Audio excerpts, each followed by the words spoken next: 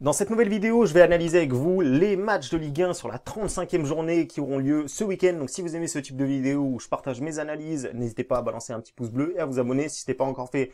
N'hésitez pas également, le canal Telegram, en ce moment, on est sur une bonne série, donc n'hésitez pas, vous avez les liens différents dans la description. Alors on va commencer tout ça, alors on va avoir un match, alors le match Lens-Lille ici, je vais pas vous l'analyser parce que quand je vais sortir la vidéo, le match sera fini ou en cours. On va commencer avec le match Nantes-Bordeaux.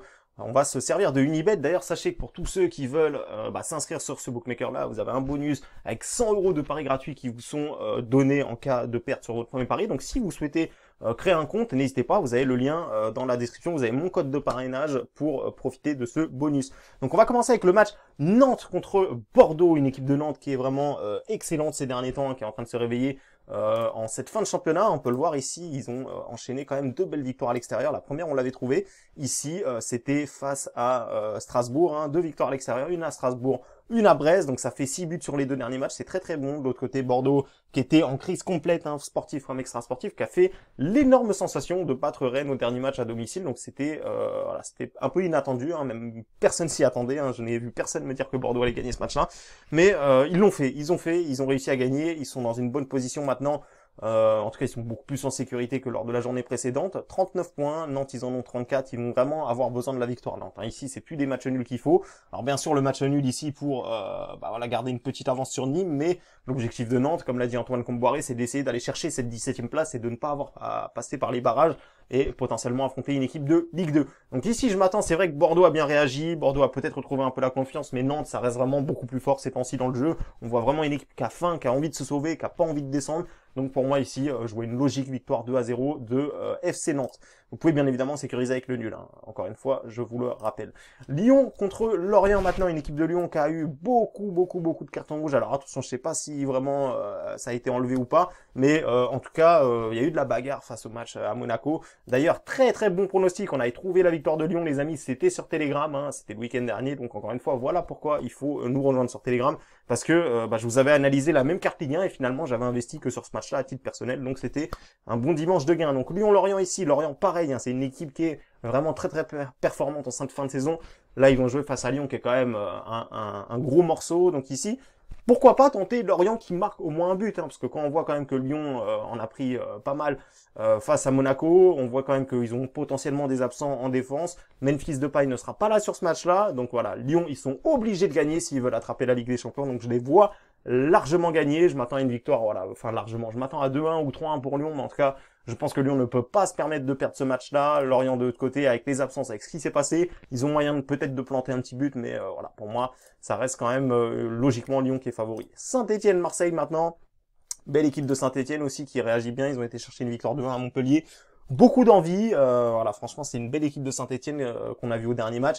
Marseille de l'autre côté, ils ont fait match nul contre Strasbourg, donc c'était un peu décevant ce match-là qu'a fait, qu'ils ont fait les Marseillais. Bon, en tout cas, ils sont quand même sur 5 matchs sans défaite. Maintenant, à l'extérieur, attention Marseille, à l'extérieur c'est moins fort. Certes, il y a eu la victoire à Reims, mais c'est toujours compliqué cette saison pour Marseille à l'extérieur.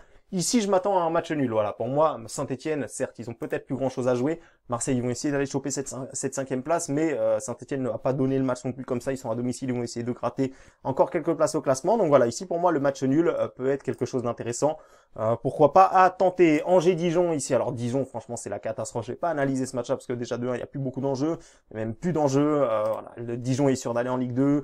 Angers, ils peuvent gratter quelques places au classement, mais Angers, voilà, ça fait 5 défaites d'affilée qu'ils prennent. Ils ont joué des équipes très très compliquées, hein, ici. Là, ils vont jouer une équipe qui est pas, je vais pas dire facile, mais qui est quand même largement moins forte que les 5 équipes qui viennent d'affronter. Donc pour moi, ici, Angers va dérouler 2-0. Voilà, je m'attends à quelque chose comme cela.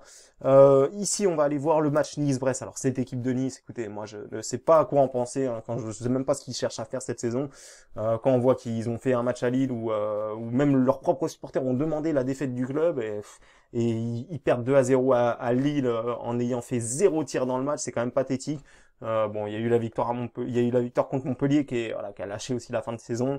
Ensuite, il y a eu la défaite, à Dijon. Celle-là, elle est quand même incroyable, hein. Tu sais, à partir d'ici, à partir du moment où j'ai vu ça, pour moi, c'est quand tu vas même pas chercher Dijon, à un moment donné, il y a plus rien à espérer, franchement. Brest de l'autre côté, ils ont perdu 4-1 contre Nantes à domicile. Donc, on a vu l'entraîneur en conférence de presse dire que vraiment c'était pas normal ce qui s'était passé, que les joueurs n'ont pas respecté le maillot. Et moi, je m'attends vraiment à ce qu'il y ait une grosse réaction du Stade Brestois ici. Alors certes, il n'y a pas d'enjeu. Stade Brestois à l'extérieur, c'est quand même moyen, mais là vraiment le coach avait vraiment l'air pas content du tout au dernier match. Il était vraiment très très énervé et je m'attends à une réaction pour l'honneur, tout simplement pour l'honneur. Voilà, pour moi les Brestois vont aller chercher et peuvent aller chercher quelque chose là-bas. On va passer au match Strasbourg-Montpellier maintenant. Pareil, de l'autre côté de Montpellier, qui, comme je vous le dis, a beaucoup d'absents, beaucoup d'absents. Ils ont fait un match très compliqué où ils ont pris un petit peu l'eau dernièrement contre Saint-Etienne. Ils ont plus rien à jouer, ils jouaient l'Europe et puis maintenant, c'est fini. Hein, ils n'ont plus moyen d'accrocher l'Europe. Mais voilà, rien que pour la cote ici, je trouve ça quand même abusé. Je pense que c'est quand même largement abusé de voir la cote à 4,55. D'ailleurs, elle n'est pas sortie à 4,55.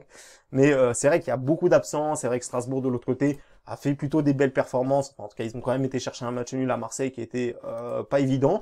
Donc voilà, ici, moi, rien que pour la cote, je tenterais quand même, pourquoi pas, un petit billet sur Montpellier. Il y a quand même des joueurs comme Andy Delors devant, comme Gaëtan Laborde qui sont capables de planter. Alors certes, au milieu, ils sont un petit peu privés de beaucoup de joueurs. Mais voilà, pour moi, je pense que Montpellier, la cote n'est pas justifiée là-dessus. Hein. Franchement, voir 1,68 pour Strasbourg, alors qu'ils n'ont aucun intérêt à gagner ce match-là, qu'ils n'ont pas forcément d'enjeu. Voilà, ça me paraît un peu haut. Maintenant, ce n'est que mon avis. Ensuite, on va aller voir le match Reims contre Monaco. Alors, cette équipe de Monaco qui, justement, ne doit pas lâcher à ce moment-là de la saison. Ils sont 3e. Ils ont toujours un point d'avance sur Lyon. De l'autre côté, Reims qui ne joue plus rien, mais qui défend bien. Attention, cette équipe de Reims, on l'a vu, même quand ils jouent rien, ils essaient quand même d'embêter du monde. Donc ici, moi, je m'attends à un match nul. Ils en font tellement, Reims, que je serais pas surpris qu'ils refassent un autre match nul là-dessus face à Monaco. Ce que je jouerais, si je devais absolument jouer ce match-là, je jouerais match nul remboursé si Monaco gagne. Certes, ça ferait une petite cote, mais Reims, quand même, je pense pas qu'ils vont gagner. Hein. Monaco, l'enjeu est vraiment trop important. Mais ils peuvent très bien mettre en place leur système défensif comme ils le font à chaque fois et comme ça embêté, comme on le voit sur les 10 derniers matchs, ils ont fait 7 ou 8 matchs nuls. C'est juste hallucinant. Donc un taux de match nul qui est proche de 80% si on prend les 10 derniers matchs. Donc voilà pourquoi je vous conseille cela. Ensuite, il va y avoir le gros match Rennes-Paris Saint-Germain, écœurant de voir le PSG proposer un tel niveau face à Manchester City. Kylian Mbappé quand même pas joué, de toute façon qui sera suspendu là-dessus je crois. De toute façon il n'est pas en état de jouer hein, clairement. Nzonzi de l'autre côté qui sera également suspendu, qui a eu un carton rouge. Je vais pas passer 30 ans là-dessus, tout simplement parce que ça va dépendre du match Lens-Lille. Si Lille venait à gagner à Lens, je pense que pour les Parisiens, ça va être compliqué d'aller chercher le titre. Si Lens réussit à accrocher Lille, alors là, il y a tout intérêt à ce que le PSG aille chercher cette victoire et repasse premier du classement. Donc voilà, pour moi, ça va dépendre grandement du match Lens-Lille. Et voilà, je vous invite à suivre ce match-là. Vous le savez, je vous l'ai dit, pour moi, si les Lensois arrivent à accrocher les Lillois, pour moi PSG va être reboosté, va être vraiment ultra motivé pour récupérer cette première place. Si Lille regagne encore, si Lille gagne à Lens, à mon avis ça va être compliqué, parce que Paris va commencer à comprendre que le titre va s'éloigner de plus en plus, hein, parce que là, du côté du LOSC, c'est vraiment le plus gros match pour moi, le match le plus difficile qu'ils ont à jouer, ça va être contre Lens, et après c'est des équipes beaucoup plus abordables. Donc voilà les amis, je rappelle encore une fois que sur tous ces pronostics là que je vous ai donnés, je ne vais pas parier sur tous les matchs, hein, parce qu'il n'y a pas d'évalu sur tous les matchs. Moi je vous donne mon ressenti et après par la suite je vous partage le pronostic que j'ai choisi, comme la semaine dernière, je vous le partage sur Telegram. La semaine dernière c'était Lyon qui gagnait à Monaco, et là je verrai en fonction des différents joueurs qui seront alignés et des différents résultats qu'il y aura le vendredi par exemple, le samedi également. Donc voilà les amis, on récapitule rapidement. Donc ici pour moi, je n'analyse pas ce match-là parce que forcément vous verrez la vidéo quand il sera terminé. Nantes ici est en mesure de gagner, vous pouvez sécuriser avec le nul pour plus de sécurité. Lorient ici va marquer au moins un but je pense, si éventuellement vous voulez tenter ça, mais Lyon va gagner le match je pense. Saint-Etienne-Marseille, le match nul peut également se tenter ici. Angers pour moi, il n'y aura pas de surprise, Angers va finir par gagner. Metz-Nîmes ici, d'ailleurs celui-là on l'a pas fait mais il n'y a pas d'enjeu, donc franchement j'ai pas envie de m'attarder là-dessus. Nîmes qui est vraiment décevant dans le jeu, donc pour moi ici Metz ou nul sans grande conviction. Nice-Brest ici pour moi les Brestois sont capables de réagir, éventuellement sécuriser avec le match nul, remboursé si vous souhaitez plus de sécurité. 4,55 pour Montpellier, rien que la cote, moi pour moi c'est beaucoup trop, donc ici je me dois de vous dire que c'est valu pour moi. Reims-Monaco ici le match nul 4,75, c'est vraiment très très haut. Voilà, si vous voulez vraiment sécuriser à fond, sécuriser avec Monaco. Et Rennes-PSG ici, tout va dépendre du match.